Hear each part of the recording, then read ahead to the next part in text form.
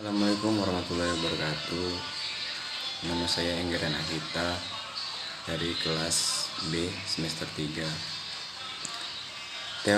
Teori manajemen. Teori manajemen adalah seperangkat aturan umum yang memandu para manajer untuk mengelola sesuatu bisnis atau organisasi agar dapat mencapai tujuan organisasi yang ditetapkan.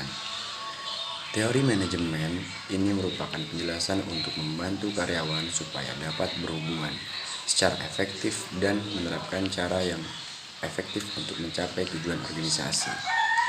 Dalam perkembangan gayanya terdapat 4 teori manajemen umumnya yang masih sangat berpengaruh hingga saat ini. Keempat teori manajemen tersebut adalah teori manajemen ilmiah, teori manajemen administratif, teori manajemen birokrasi, teori manajemen perilaku. Teori manajemen ini adalah dikemukakan oleh para ahli manajemen. 1. Teori manajemen ilmiah. Frederick W. Taylor adalah orang pertama yang mempelajari produktivitas pekerja dan untuk mengoptimalkannya. Manajemen ilmiah yang dikenalkan sebagai Taylorisme. Prinsip-prinsip ini merekomendasikan bahwa metode ilmiah harus digunakan untuk menentukan cara yang paling efisiensi untuk melakukan tugas di tempat kerja daripada hanya mengandalkan penilaian pribadi pekerja.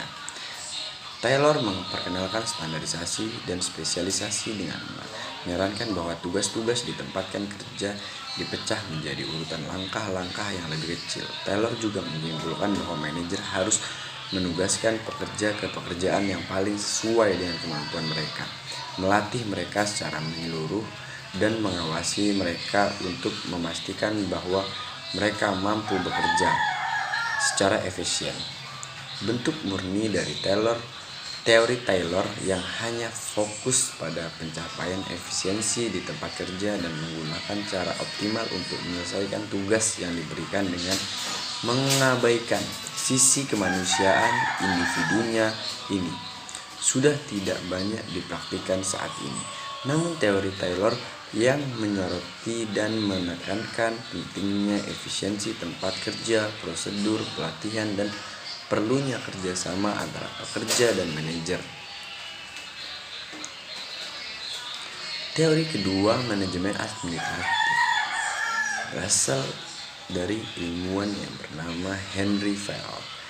Henry Fayol adalah seorang insinyur pertambangan dan eksekutif senior di Prancis yang dianggap sebagai salah satu kontributor paling berpengaruh terhadap teori manajemen. Tindakan pekerja. Fayol mengambil pendekatan atas bawah, top and down. Fayol memeriksa sebuah organisasi melalui kacamata para manajer situasi yang mungkin mereka hadapi. Henry Fayol percaya bahwa manajemen memiliki 6 fungsi terpenting, yaitu meramalkan, merencanakan, mengatur, memerintah, mengordinasikan, dan mengendalikan. Fayol mengembangkan 14 prinsip administrasi, menguraikan bagaimana manajer harus mengatur dan berinteraksi dengan karyawan. Prinsip komprehensifnya yang telah menjadikan pedoman dapat banyak tempat kerja saat ini mencakup topik mulai dari pentingnya memelihara fasilitas yang tertib dan bersih hingga nilai mempromosikan inisiatif karyawan dan kerja tim. Dan yang ketiga adalah manajemen birokrasi. Teori manajemen birokrasi atau yang mencetuskan adalah Max Weber pada tahun 1864-1920, adalah seorang sosiolog Jerman yang mengembangkan teori manajemen birokrasi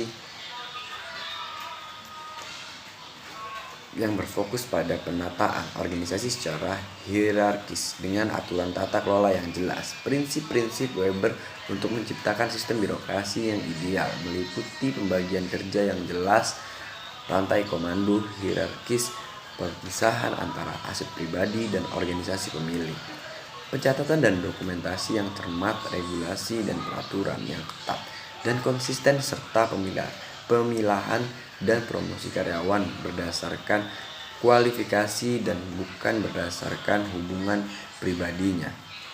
Meskipun Weber mengakui bahwa birokrasi merupakan ancaman bagi kebebasan individu, namun dia masih menganggap bahwa birokrasi merupakan cara paling efisien dan rasional untuk membangun organisasi.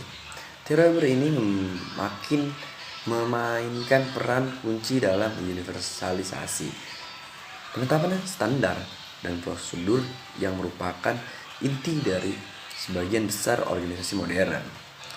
Dan menurut saya juga Weber berbeda dengan membuat perbedaan antara otoritas dan kekuasaan. Weber percaya bahwa kekuasaan mengurangi kepatuhan melalui kekerasan atau ancaman kekerasan yang mendorong individu untuk mematuhi peraturannya. Menurut Max Weber, bahkan ada 3 jenis kekuatan dalam suatu organisasi, yaitu kekuasaan tradisional, kekuasaan karismatik, dan kekuasaan birokrasi atau kekuasaan hukum.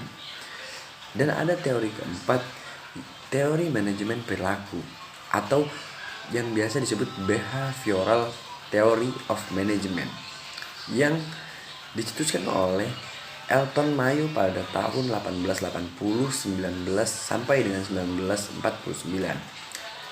Dia adalah seorang psikolog kelahiran Australia, peneliti dari Harvard yang membantu meletakkan dasar bagi gerakan hubungan manusia, dan Mayo melakukan percobaan yang bertujuan untuk meningkatkan produktivitas dari antara karyawan yang tidak puas di pabrik Hawthorne di Chicago pada tahun 1920-an. Dalam penelitian ini, Elton Mayo mengubah kondisi kerja seperti suhu, pencahayaan, waktu istirahat, lamanya hari kerja. Perubahan ini dapat meningkatkan produktivitas kerja dan kepuasan kerja karyawan di pabrik Hawthorne. Berdasarkan pengamatan, peningkatan produktivitas tersebut bukan hanya dikarenakan perubahan kondisi kerja, namun lebih pada perasaan karyawan yang merasa dihargai sebagai kelompok terpadu yang bekerja sama dalam penelitiannya ini. Hasil penelitian dari Elton Mayo ini mengarah pada pengakuan akan pentingnya faktor psikologis dan sosial dalam menciptakan organisasi yang produktif.